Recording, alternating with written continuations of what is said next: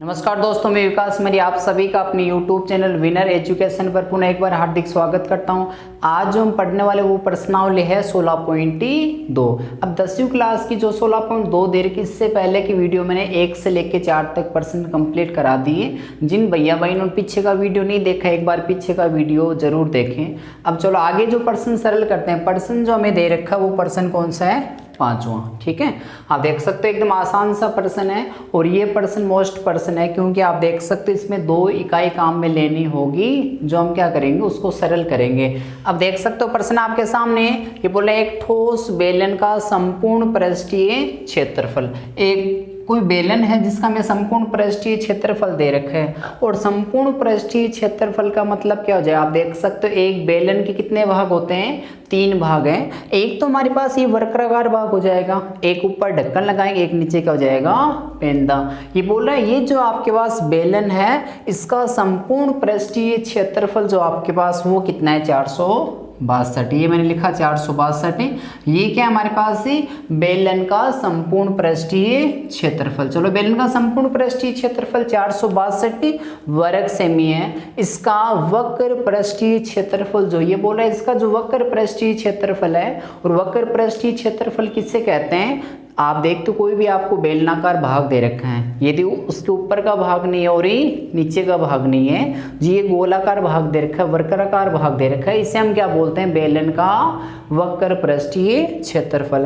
तो इसने कहा है वक्र पृष्ठीय क्षेत्रफल जो है बेलन का वो क्या होगा? संपूर्ण पृष्ठीय क्षेत्रफल का 1/3 है। हमें करना क्या है? बेलन का आयतन निकालना है। अब आप क्या देखते हो, बेलन का आयतन निकालने के लिए हमें क्या चाहिए? आर का मान चाहिए। बेलन जो दे रखा है, बेलन की त्रिज्या कितनी वो हमें चाहिए, और ऊंचाई चाहिए, क्योंकि आयतन का आप देख सकते हो सूत्र क्या होता है? पाई आर स्क्वायर एच। ये आयतन का सूत्र दे रखे हैं। अब आयतन निकालने के लिए हमें एक तो आर का मान चाहिए होगा, एक किसका मान चाहिए? एच का मान चाहिए। ये दोनों ही हमारे पास इकाई नहीं है, तो आपको सदैव ध्यान रखना है 2 इकाई यानी 2 चर का मान निकालने के लिए आपको समीकरण भी कितनी चाहिए? 2 समीकरण चाहिए। तो पहले हम क्या करें, जो प्रश्न दे रखा है प्रश्न की सहायता से वो 2 समीकरण तैयार करेंगे। तो सबसे पहले आपको जो दे रखा है वो लिखेंगे दिया गया है। तो यहाँ से स्टार्ट करते हैं प्रश्न। सबसे पहले क्या लिखेंगे? दिया गया है। हमें जो दे रखा वो लिखते हैं। तो इसने बताया एक ठोस बेलन का संपूर्ण पृष्ठीय क्षेत्रफल। जो हमें बेलन दे रखा, बेलन कैसा है? ठोस। तो मैं ऐसे लिख रहा हूं, बेलन का क्या दे रखा है? संपूर्ण। संपूर्ण का मतलब क्या? उसके 3 ही पृष्ठ होते हैं। बेलन का संपूर्ण पृष्ठीय क्षेत्रफल, ये हमें संपूर्ण पृष्ठीय क्षेत्रफल दे रखा, तो मैंने यहाँ लिखा बेलन का संपूर्ण पृष्ठीय क्षेत्रफल। तो आपको ध्यान क्या रखना है, यदि आपको बेलन का संपूर्ण पृष्ठीय क्षेत्रफल दे रखा है तो संपूर्ण पृष्ठीय क्षेत्रफल का सूत्र लगाएंगे। यहाँ तो मैंने लिख दिया 462 वर्ग सेमी। हमें एक तो ये इकाई दे रखी है, आप देख सकते हो प्रश्न को वापस देखने से क्या समझ में आता है। इसने कहा एक ठोस बेलन का संपूर्ण पृष्ठीय क्षेत्रफल 462 वर्ग सेमी। तो यहाँ मैंने लिख दिया बेलन का संपूर्ण पृष्ठीय क्षेत्रफल कितना हो जाएगा? 462। ये तो हमें क्या दे रखा है? इसका संपूर्ण पृष्ठीय क्षेत्रफल दे रखा है। यदि हमें संपूर्ण पृष्ठीय क्षेत्रफल दे रखा तो इसी का हम क्या लगा देते हैं? सूत्र। तो बेलन का संपूर्ण पृष्ठीय क्षेत्रफल निकालते हैं, उसका एक सूत्र होता है। क्या होता है संपूर्ण पृष्ठीय क्षेत्रफल का सूत्र? 2 पाई आर, कोष्टक क्या लिखेंगे? R plus C H. ये किसका सूत्र है? बेलन का संपूर्ण पृष्ठीय क्षेत्रफल निकालने का सूत्र हो जाएगा। हो गया इतना। बराबर कितने दे रखे हैं? 462। ये हमारे पास 462 वर्ग सेमी। ठीक है, इसे मैंने बोल दिया समीकरण 1। अभी तक हमने एक समीकरण तैयार कर ली। जो इसने इकाई दी, इसने कहा बेलन का संपूर्ण पृष्ठीय क्षेत्रफल 462 वर्ग सेमी है, तो हमने क्या कर लिया? संपूर्ण पृष्ठीय क्षेत्रफल का सूत्र लगा दिया 462। अब चलो आगे। इसने क्या कहा? इसने कहा इसका वक्र पृष्ठीय क्षेत्रफल। इसका वक्र पृष्ठीय क्षेत्रफल कब आता है? जब संपूर्ण पृष्ठीय क्षेत्रफल का 1/3 करते हो। ठीक है, तो हम ये भी निकाल लेते हैं। यहां मैंने लिखा बेलन का वक्र पृष्ठीय क्षेत्रफल। इसने कहा बेलन का आपको क्या भी निकालना है, वक्र पृष्ठीय क्षेत्रफल जो है वो कैसा दे रखे, इसकी एक कंडीशन दे रखी है। वक्र पृष्ठीय क्षेत्रफल कब आता है, बेलन का वक्र पृष्ठीय क्षेत्रफल। तो इसने यही कहा है बेलन का क्या है, वक्र पृष्ठीय क्षेत्रफल क्या होता है, यहाँ मैं ऐसे कोमा लगा रहा हूं, वो है क्या, संपूर्ण पृष्ठीय क्षेत्रफल का 1/3। 1/3 होने का मतलब क्या, जो संपूर्ण पृष्ठीय क्षेत्रफल दे रखा है उसका हम गुणा किससे करेंगे, 1/3 से। और कोई भी आपको संख्या दे रखी है, आपको यदि उस संख्या के 1/3 करना तो आप एक काम कर दिया करो, 1/3 से गुणा कर दो जिस संख्या का आपको 1/3 करना है। इसने वक्र पृष्ठीय क्षेत्रफल की कंडीशन बताई। इसने कहा इसका वक्र पृष्ठीय क्षेत्रफल, वक्र पृष्ठीय क्षेत्रफल किसका, बेलन का। तो ये बोल रहा है बेलन का वक्र पृष्ठीय क्षेत्रफल जो है संपूर्ण पृष्ठीय क्षेत्रफल का 1/3 है। 1/3 से गुणा कर दे, किसको गुणा करना है, संपूर्ण पृष्ठीय क्षेत्रफल। तो ये बोले 1/3 से गुणा करना है, किसको गुणा करना है, बेलन के संपूर्ण पृष्ठीय क्षेत्रफल को। तो यहाँ आप देख सकते हो बेलन का संपूर्ण पृष्ठीय क्षेत्रफल कितना दे रखा है, 462। हो गया इतना काम, ठीक है। अब चलो ये बोला बेलन का वक्र पृष्ठीय क्षेत्रफल, बेलन का वक्र पृष्ठीय क्षेत्रफल निकाल दिया क्योंकि हमने संपूर्ण पृष्ठीय क्षेत्रफल को 1/3 से क्या कर दिया, गुणा कर दिया। ये प्रश्न में कंडीशन दे रखी है। तो आप वापिस यहाँ देखो बेलन का वक्र पृष्ठीय क्षेत्रफल है, तो बेलन के वक्र पृष्ठीय क्षेत्रफल का सूत्र क्या है, 2πr/h, ठीक है। ये हो गया बेलन का वक्र पृष्ठीय क्षेत्रफल का सूत्र। अब हमें करना है कि इसमें 3 का भाग लगाना है। 3 से आप देख सकते हैं इनको कैंसिल कर दे, 3 का भाग एक बार गया, फिर 5 बार जाएगा, फिर 4, हमारे पास कितने आ जाएंगे, 154 वर्गी सेमी, ठीक है। अब आप देख सकते हो वापिस एक बार ये हम बोल सकते हैं हमारे पास समीकरण कौन सी हो जाएगी, 2। तो पहली समीकरण हमें आप देख सकते हो बेलन का संपूर्ण पृष्ठीय क्षेत्रफल दे रखा वहां से प्राप्त होगी, और दूसरी समीकरण जो इसने कहा बेलन का वक्र पृष्ठीय क्षेत्रफल। बेलन का वक्र पृष्ठीय क्षेत्रफल क्या होता है, संपूर्ण पृष्ठीय क्षेत्रफल जो है, संपूर्ण पृष्ठीय क्षेत्रफल कितना है, 462। इसने यही कहा है वक्र पृष्ठीय क्षेत्रफल संपूर्ण पृष्ठीय क्षेत्रफल का 1/3। वक्र पृष्ठीय क्षेत्रफल का आप क्या कर दो, 1/3 कर दो, आपके पास क्या जाएगा, वक्र पृष्ठीय क्षेत्रफल आ जाएगा। हो गया इतना काम, समीकरण 1 भी तैयार कर ली और समीकरण 2 भी तैयार कर ली। अब आप समीकरण 1 और 2 में आप देखते हो, तो समीकरण 1 आप देख सकते हो संपूर्ण पृष्ठीय क्षेत्रफल है, और संपूर्ण पृष्ठीय क्षेत्रफल होने का मतलब एक तो आपको वक्र पृष्ठीय क्षेत्रफल, एक ऊपर का भाग, एक कौन सा, नीचे का, तीनों भागों का साथ में इसने वक्र संपूर्ण पृष्ठीय क्षेत्रफल दे रखा है। इसमें आपके पास क्या शामिल नहीं है, ऊपर का ढक्कन और नीचे का पेंदा।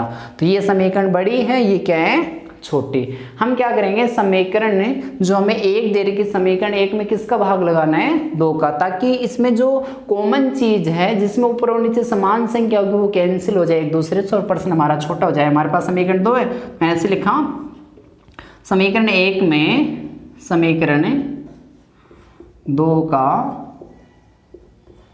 भाग देने पे, अब समीकरण का भाग कैसे दिया जाता है, कभी भी आपके पास 2 समीकरण है उनका भाग देने के लिए ऐसे कहे कि समीकरण 1 में समीकरण 2 का क्या लगाना, आपको भाग लगाना है। तो भाग कैसे लगाते हैं, दाईं साइड में दाईं साइड का भाग लगाना है, और बाईं साइड में बाईं साइड का क्या लगाना है, भाग। तो चलो मैंने क्या लिखा, समीकरण 1 में, समीकरण 1 के आप देखोगे जो बाईं साइड में आपको दे रखा है, बाईं साइड में कितना है, 2πr, कोष्टक में क्या लिखोगे, r+h, ठीक है। हो गया, मैंने क्या बताया, समीकरण 1 की बाईं साइड में यही है क्या आपके पास, 2πr कोष्टक r+h। इसमें भाग किसका लगाना है, समीकरण 2। तो समीकरण 2 में बाईं साइड में आपको जो दे रखा वो क्या है, समीकरण 2 यही, बाईं साइड में क्या दे रखा आपको, 2πrh, बराबर का निशान लगा दिया।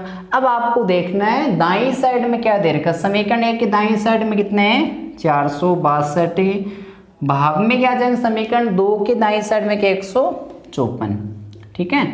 अब भाग इसलिए लगा दिया क्योंकि हमें इन 2 समीकरण की सहायता से 2 चर का मान निकालने, क्यों आयतन निकालने के हमें एक तो r का मान चाहिए, एक किसका मान चाहिए होगा, h का मान। तो चलो सरल करते हैं, ऊपर भी 2 नीचे भी 2 कैंसिल हो गए, पाई एक अचर राशि है, ये भी 22/7 तो ये भी 22/7। आप देखोगे एक ही बेलन की त्रिज्या क्या होती है, समान होती है, ये भी कैंसिल हो गया।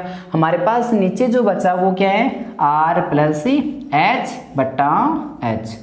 हो गया इतना काम।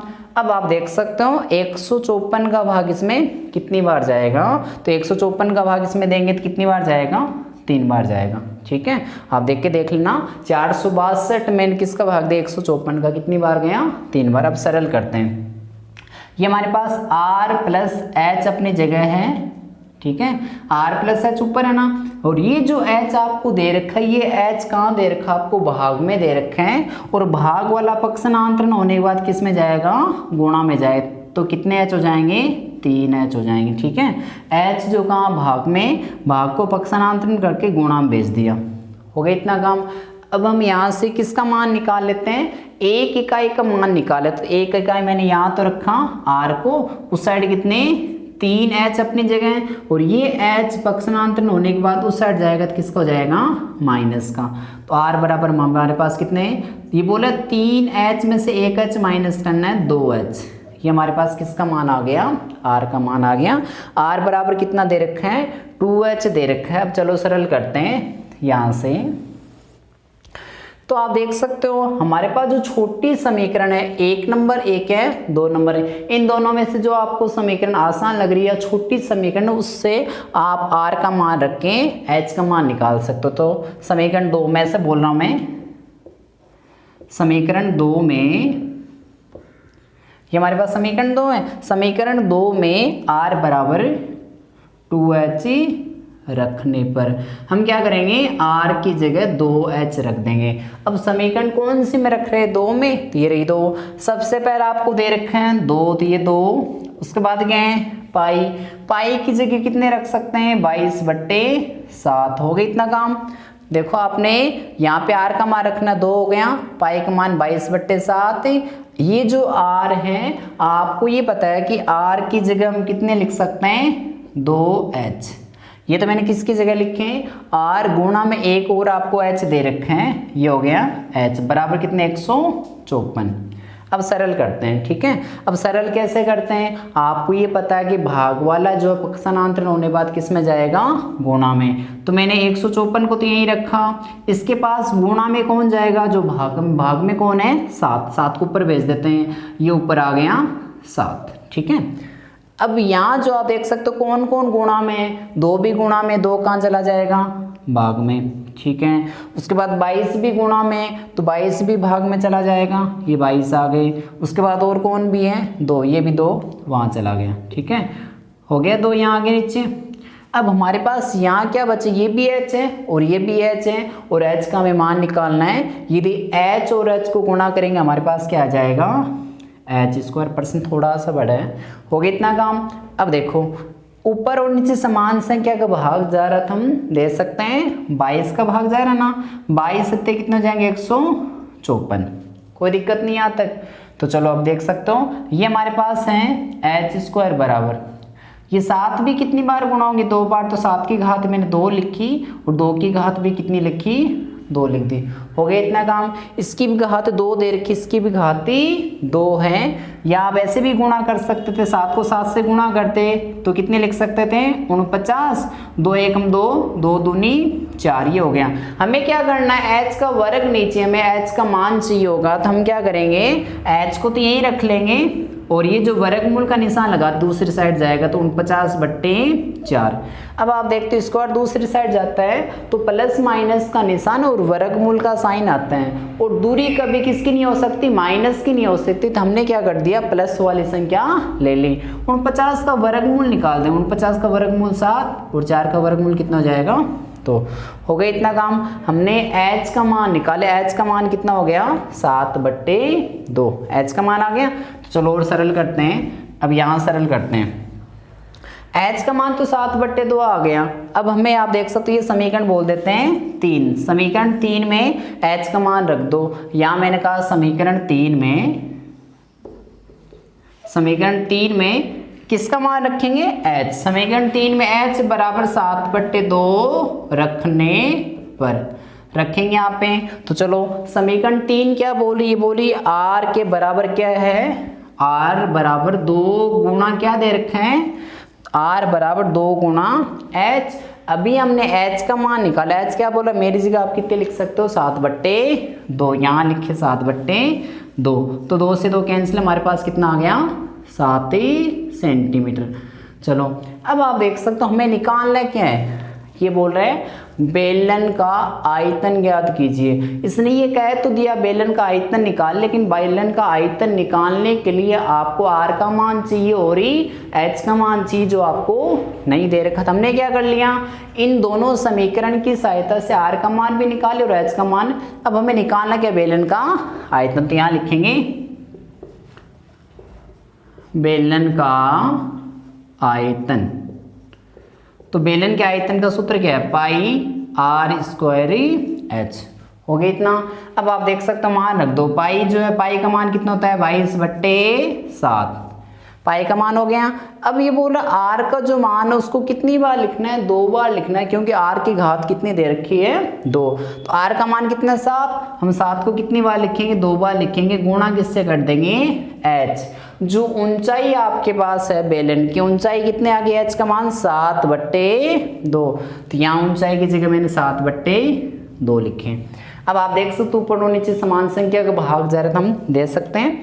तो 7 से 7 क्या हो गए, कैंसिल हो गए, कोई दिक्कत नहीं ना। ऐसे आप देखो 2 का भाग जाएगा किसमें, 22 में कितनी बार 11, तो हमारे पास बचे 11 गुणा 7 गुणा 7। अब इन सभी को गुणा कर लेते हैं, आप देखते हो 7 और 7 गुणा करेंगे 49 और 49, यहाँ हमारे पास 9 3 और 5, तो हमने इनको गुणा कर लेना, आपके पास आ जाएंगे 539 घन सेमी। ये हमारा प्रश्न कंप्लीट हो गया। तो आप देख सकते हो आपको निकालना क्या था, आयतन निकालना। इसने कहा बेलन का आयतन ज्ञात कीजिए, क्या हमने बेलन का आयतन निकाल दिया। तो बेलन का आयतन कितना आ गया 539 घन सेमी। आयतन निकालने के लिए आपको एक तो आर का मान चाहिए होता है, एक इसका मान चाहिए होता है एच का।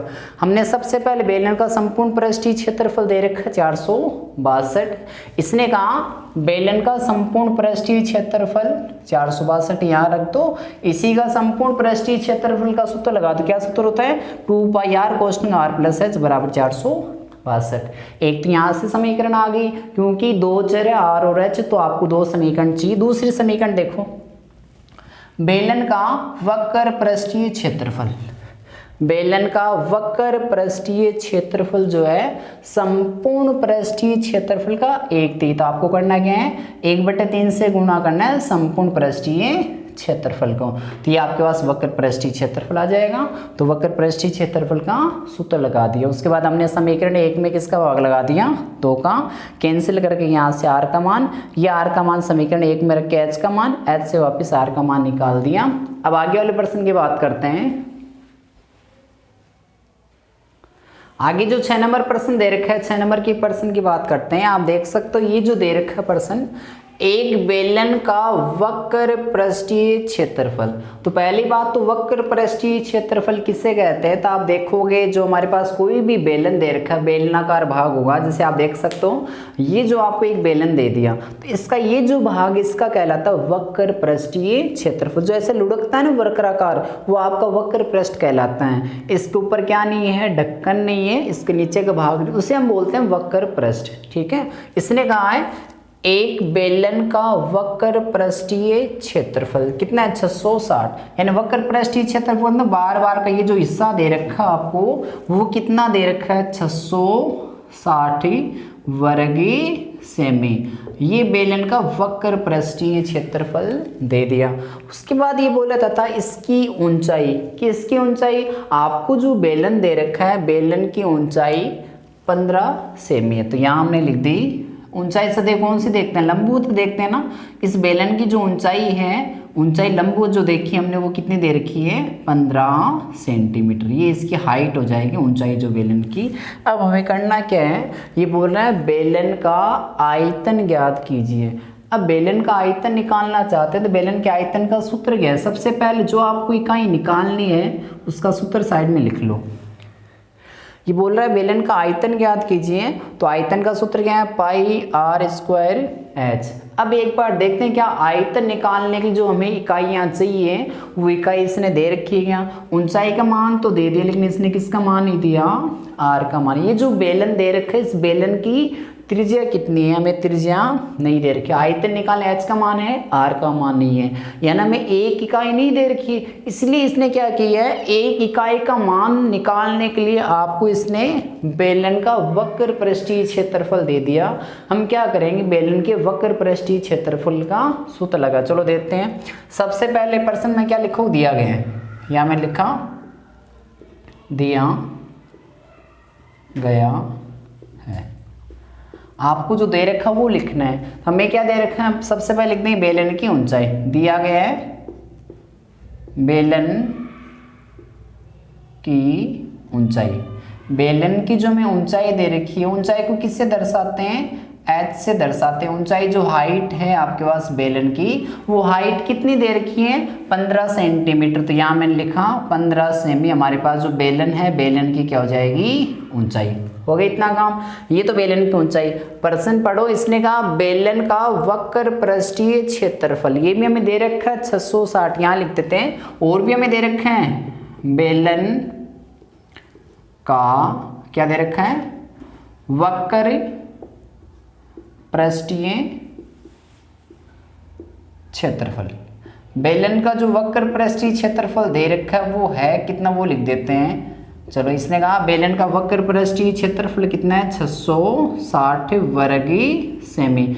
आपको ध्यान क्या रखना है, यदि आपको बेलन का वक्र पृष्ठीय क्षेत्रफल दे रखा है, संपूर्ण पृष्ठीय क्षेत्रफल दे रखा है या आयतन दे रखा है, जो आपको इकाई दे रखी है उसी का आपको क्या लगाना होता है, सूत्र लगाना होता है। इसने कह दिया बेलन का वक्र पृष्ठीय क्षेत्रफल। हमें बेलन का वक्र पृष्ठीय क्षेत्रफल दे दिया कितना, 660, और वक्र पृष्ठीय क्षेत्रफल का मतलब आपको जो वर्गाकार भाग उसका क्षेत्रफल दे दिया। तो आपको करना क्या, वक्र पृष्ठीय क्षेत्रफल दे रखा तो वक्र पृष्ठीय क्षेत्रफल का सूत्र लगाना है। तो वक्र पृष्ठीय क्षेत्रफल का सूत्र 2 पाई आर एच, ये होता है बेलन के वक्र पृष्ठीय क्षेत्रफल का सूत्र। बराबर हमें वक्र पृष्ठीय क्षेत्रफल कितना दिए हैं, 660। ठीक है, अब आप देख सकते हो इसमें हमारे पास क्या है, दो तो एक क्या है, संख्या दे रखी है, 2 को तो ऐसे लिख देंगे। पाई एक अचर राशि, पाई की जगह हम कितने लिख सकते हैं, 22/7। अब आप देख सकते हो आर का मान तो आपके पास है नहीं, बेलन की त्रिज्या आपको नहीं दे रखी, तो आर को ऐसे रहने दो। ये बोल रहे हैं ऊंचाई, हाइट जो हमें बेलन की वो कितनी दे रखी है, 15। तो यहाँ मैंने 15 लिख दी, बराबर कितने हो जाएंगे, 660। हो गया इतना। आपने क्या देखा, आपको वक्र पृष्ठीय क्षेत्रफल दे रखा है, तो वक्र पृष्ठीय क्षेत्रफल लिख दिए पहले, उसके बाद वक्र पृष्ठीय क्षेत्रफल का सूत्र बराबर 660। 2 है, पाई का मान 22/7, आर अपनी जगह है, एच का मान कितना रखेंगे, 15। अब इनको सरल करेंगे। सरल किस प्रकार से करेंगे, आपको मैंने बता रखा है, ऊपर और नीचे समान संख्या के भाग जा रहा हम दे सकते हैं। यहाँ 2 है, यहाँ 7 है, 7 का भाग इन किसी भी संख्या में नहीं जा रहा। अब हमें निकालना किसका मान है, जिस इकाई आपको निकालनी है जो इकाई, उसको एक साइड रखेंगे और सारे पद का हम क्या करते हैं, पक्षांतरण कर देंगे। तो यहां से आप देख सकते हो हमें मान तो किसका निकालना है, आर का, और जो आपको इकाई नहीं चाहिए उनका पक्षांतरण कर दो। हमारे पास है कितने, 660। ठीक है, 660 से गुणा कौन हो जाएगा, 7, क्योंकि 7 कहाँ दे रखा है, भाग में दे रखा है। भाग में जो इकाई आपको दे रखी है वो कहाँ चली जाएगी, गुणा में। 7 को मैंने किसके पास भेज दिया, 660 के पास मैंने किसको भेज दिया, 7 को भेज दिया। अब आपकी जो इकाई दे रखी वो देख लो, 7 कहाँ है, भाग में, गुणा में चला गया। ये जो गुणा में सारे भाग में आ जाएगा, 2 भी है ना, 2 भी नीचे आ जाएगा। ठीक है, फिर गुणा, उसके बाद कौन है, 22 भी कहाँ जाएंगे, नीचे आ जाएंगे। उसके बाद और इकाई कौन सी दे रखी, 15 भी कहाँ भेज देंगे, नीचे भेज देंगे। तो आपने क्या देखा, 7 को तो गुणा में, 2 को नीचे, 22 को नीचे और 15 को नीचे भेज दिया।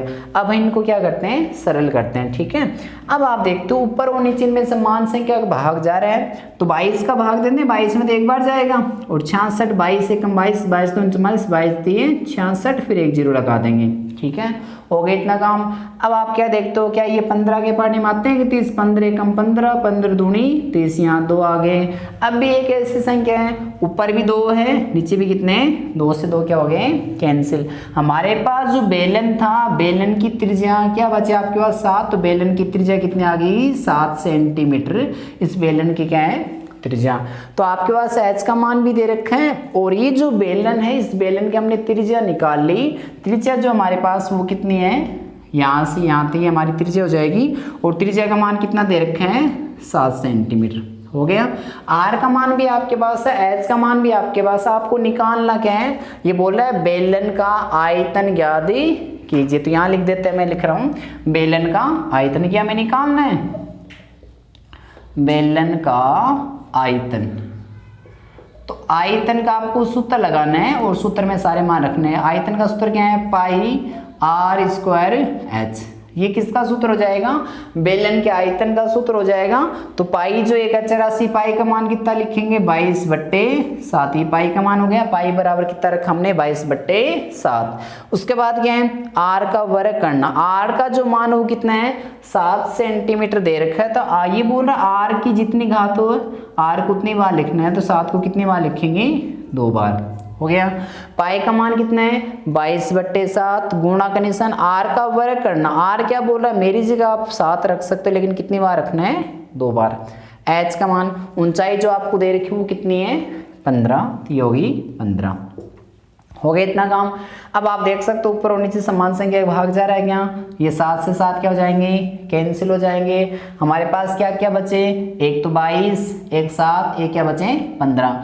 22 को 7 को गुणा करते हैं, 22 7 कितने हो जाएंगे, 154।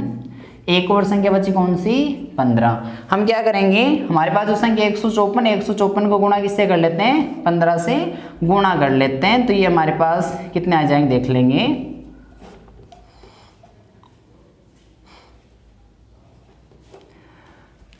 ये हमारे पास जो संख्या आ गई, आप देख सकते हो हमने क्या कर दिया, इनको सरल कर लिया, गुणा कर लिया। तो हमारे पास संख्या कितनी आ जाए, 22।